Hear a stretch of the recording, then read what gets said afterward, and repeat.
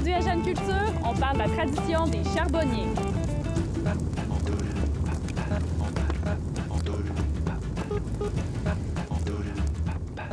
Jean-Paul Bérère, tu es un des rares charbonniers qui restent dans la région de Portneuf. Comment tu as appris ce métier-là?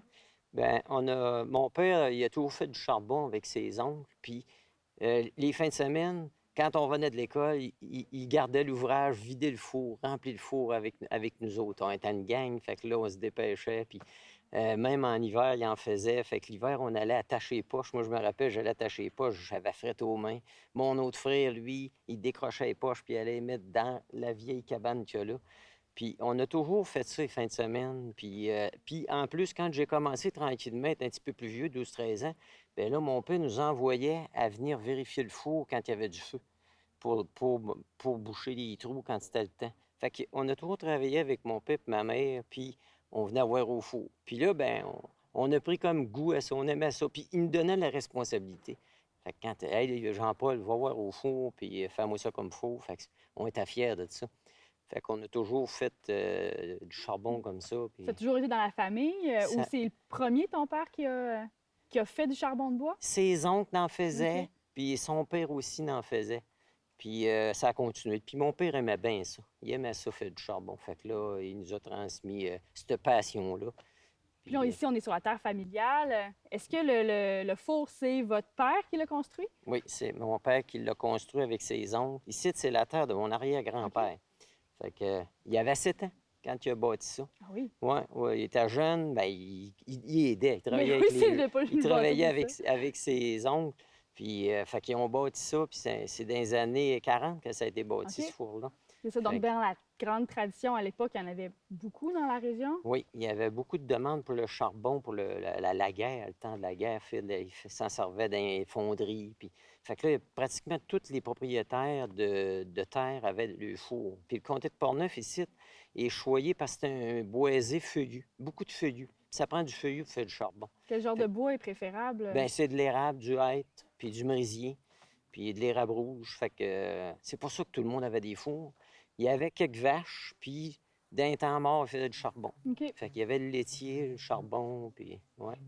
Ça faisait partie de la vie de la ferme, la vie agricole, finalement? Oui, c'est en plein ça. C'est dans le rythme de vie, c'était dans- comme intégré. C'est en plein ça. Fait que Puis vous êtes encore agriculteur aujourd'hui. j'étais encore producteur agricole. J'étais un producteur de bœuf, vache-veau. Puis finalement, j'ai acheté les terres de mon père. Puis on a continué à en faire ensemble. Puis quand mon père est décédé, j'ai continué. Puis qu'est-ce qui vous allume dans ce métier-là, dans le savoir-faire du charbonnier? C'est une passion. C'est comme l'agriculture. Tu sais, pourquoi tant travailler? Mais c'est une passion. C'est une passion, puis on aime ça.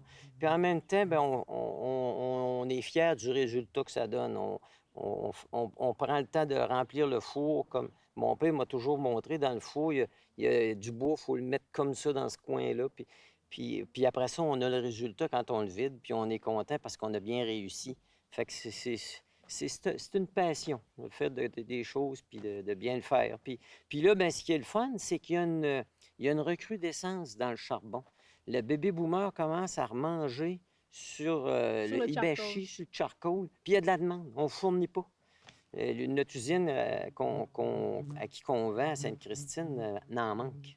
Fait moi, j'en fais pour lui. C'est lui qui prend ma production. Fait que, Donc de le faire de façon artisanale, il y a quand même des débouchés pour ça.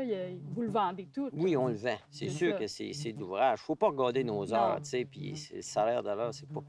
L'avantage qu'on a, c'est qu'on passe notre résidu de bois qui n'a pas de marché. Tu sais, on a le bois de chauffage, on a le bois qui va dans les moulins ici, puis le restant, souvent, il est perdu, ces terres à bois. Fait que là, on le passe là-dedans.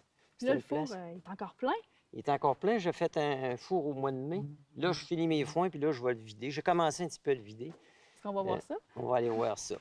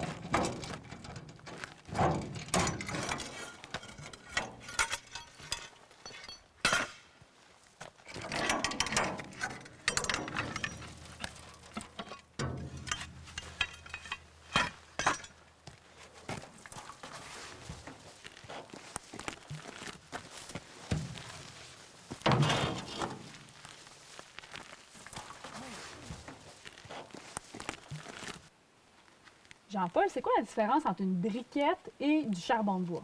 Une briquette, là, c'est toute la petite cendre, les petits morceaux qui sont compactés, bien compactés, durs, puis qui récupèrent, puis qui va sur le marché. Les Américains consomment beaucoup de briquettes. Le charbon, c'est des vrais gros morceaux, là. On sait que j'en ai un dans les mains, un morceau rond, là, qui est carbonisé. Ça, c'est le vrai charbon, là. Mais quand on le manipule, qu'il embarque sur les convoyeurs, bien, ça fait des petites graines. Il y en a à terre, là. Bien, ça, là, ce qu'ils font, eux autres, là, dans les usines, là, ils vont récupérer ça, ils vont compacter ça, bien dur, puis ça fait des petites boules. Puis ça, c'est de la briquette. Ça cuit quand même, là. Mais un bon morceau de charbon dégage beaucoup plus de chaleur. Donc, ton barbecue est plus chaud. Plus chaud. Puis est-ce qu'on goûte aussi la fumée un peu dans le... J'ai jamais essayé avec la briquette, je sais pas. C'est ça. T'sais, nous autres, on Vous êtes plus juste de au charbon de charbon. bois. Mais j'imagine que ça doit faire une différence. Puis, ben, c'est pas le même prix. T'sais, on va acheter vraiment du charbon, il va être plus dispendieux. La briquette va être moins chère. C'est moins de qualité, là. C'est ça, Mais ça va plus vite. beaucoup de gens sont habitués de marcher avec de la briquette, là, mais ça vaut la peine. quand tu as essayé le charbon, ben, j'ai quelques clients qui m'en achètent. C'est pour ça que j'ai commencé, là. Il y en a qui, eux autres, chaque année, font les provisions de charbon, puis ils mangent là-dessus tout l'été. Tout l'été, oui. Ouais, ouais. Merci beaucoup, Jean-Paul. Ben, ça me fait plaisir.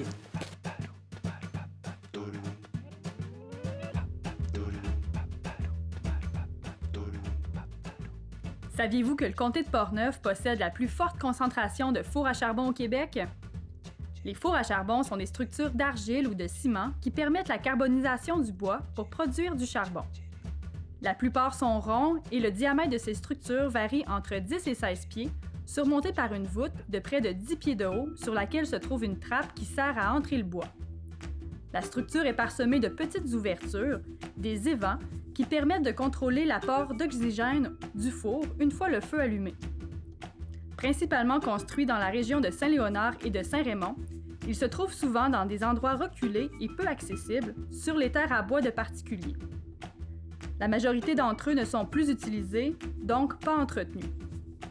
Les fours à charbon sont associés à un savoir-faire traditionnel méconnu, le métier de charbonnier. Ce patrimoine immatériel est bâti, est précieux et disparaît petit à petit.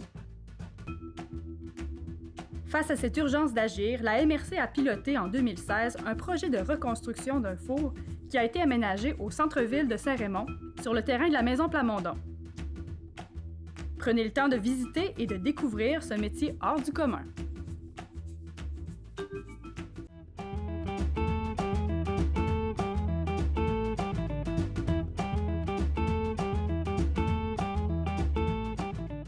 Odile Pelletier, tu as accompagné le projet de reconstruction d'un four à charbon dans la cour de la Maison Plamondon depuis les débuts. C'est un projet de longue haleine. Comment ça a commencé, ce projet-là?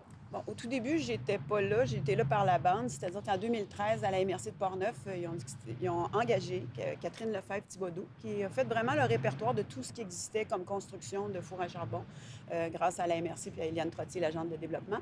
Et après ça, ils ont décidé de faire de rencontrer des charbonniers qui puissent nous raconter, puis aussi évaluer les fours qu'ils avaient pris en photo, puis qu'ils avaient répertoriés, pour que les autres disent celui-là, il est bon, celui-là, il est magané, il n'y a rien à faire, il peut être sauvé, tout ça. Et ça, ben, à ce moment-là, j'ai entré dans le paysage parce que le tournage a eu lieu chez nous, parce que c'est Denis Bergaud qui a fait le tournage de ça. C'était pour de l'archive, simplement. Là. Donc, l'archivage de la mémoire des charbonniers. C'est ça. C'était seulement de l'archivage, puis vraiment déterminer lesquels pouvaient être sauvés, lesquels étaient intéressants et tout ça. À partir de ce moment-là, ben là, le projet a commencé à germer, l'idée de mettre vraiment en valeur les fours à charbon, parce qu'ils ont découvert que c'était quelque chose de très identitaire pour ici. C'était très important, le charbon de bois, et que c'était en train de disparaître, puis qu'il était temps de faire quelque chose. Alors, après, ici, il y a donc eu l'idée de refaire un four à charbon de bois. Et comme la mission de la Maison Plamondon, ben, c'est entre autres le patrimoine, ben, on trouvait que c'était super pertinent de le mettre ici parce qu'au départ, ils voulaient arranger quelques fours avec une espèce de parcours, mais comme ils sont situés quand même loin, des fois en arrière des terres, c'est pas très accessible. Alors, idéalement, ben, en le mettant ici, qui est un lieu qui est pour ça, ben, ça a donné une chance aux gens de venir le voir. Donc, la reconstruction s'est faite aussi grâce à Mathieu Moras, qui avait sur sa terre des fours qui étaient vraiment en mauvaise condition, qui étaient en train de tomber finalement, ils ont été démontés et ils ont reconstruit ici à partir de ça. Donc, Mathieu aussi a été un élément très important dans ça parce qu'il a collaboré à la construction du four. Fait qu'en gros, c'est à peu près le portrait de comment ça s'est passé. Puis, il y a eu aussi l'année où le four a été construit, une exposition, ça c'est vrai aussi, qui a été faite tout feu, tout flamme, qui parlait du feu à Saint-Raymond parce que c'est important au niveau des incendies, au niveau des pompiers et aussi au niveau du charbonnier. Puis là, ça a été le premier travail de présentation des charbonniers qui a été fait. Il y a des entrevues qui ont été faites à ce moment-là aussi, avec entre autres M. Girard, qui a été celui qui a reconstruit le four. Donc, ça s'est construit tranquillement, toute cette documentation-là aussi autour de ça, grâce à ce projet-là aussi. C'est tout imbriqué. Oui, donc un projet quand même de longue haleine sur plusieurs années de mise en valeur. On est parti de pas grand-chose et là, on a un four qui a été reconstruit à partir de vrais matériaux qui ont été déplacés, construits ici. Et là, en ce moment, on a une nouvelle exposition dans le four qui met en valeur les charbonniers de façon numérique. Qu'est-ce qui se passe à l'intérieur du four? Alors, à l'intérieur du four, il y a un écran qui fait presque 180 degrés. On a utilisé donc toutes ces choses-là qu'on avait en main, l'archivage, les gens qui racontaient. Parce qu'en fait, ces personnages-là aussi, c'est qu'ils ont un vocabulaire vraiment, une façon de raconter les choses qui est vraiment belle, avec des mots qu'on n'utilise plus ou qu'on n'utilise pas. En tout cas, c'est vraiment touchant. Même le langage est mis en valeur. Oui, puis il y a des mots qui sont vraiment reliés au charbon. Là. En tout cas, entre autres, moi, un que j'aime beaucoup, c'est quand la fumée commence à bleusir pour dire que la fumée devenait bleue au moment où il fallait faire... Alors, c'est ça.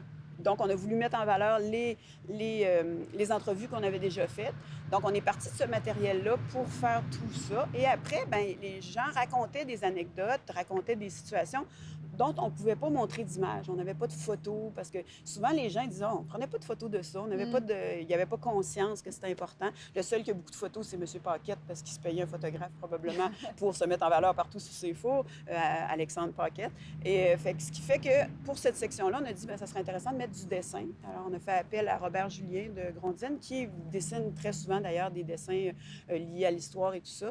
Donc, on a intégré le dessin là-dedans pour illustrer certaines choses qu'on ne pouvait pas illustrer.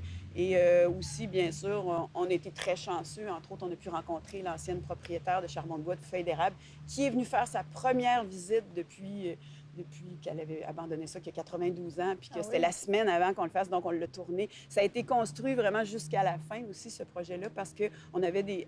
En fait, à mesure qu'on avance là-dedans, l'histoire du charbon, on découvre d'autres mondes, d'autres histoires. Oui, c'est tellement riche et il y a tellement de choses à faire que ça l'avait... Tout le monde est lié à ça. Puis même des gens encore, il y en a eu jusque dans les années 90 quand même, des artisans, ce qui fait qu'il y a des gens pas très vieux qui en ont aussi fait quand ils étaient jeunes. Donc, c'est très, très présent dans l'histoire de l'endroit ici. Oui, c'est identitaire dans le patrimoine de Saint-Raymond. Là. Voilà. Merci beaucoup, Odile Pelletier. Ça me fait plaisir.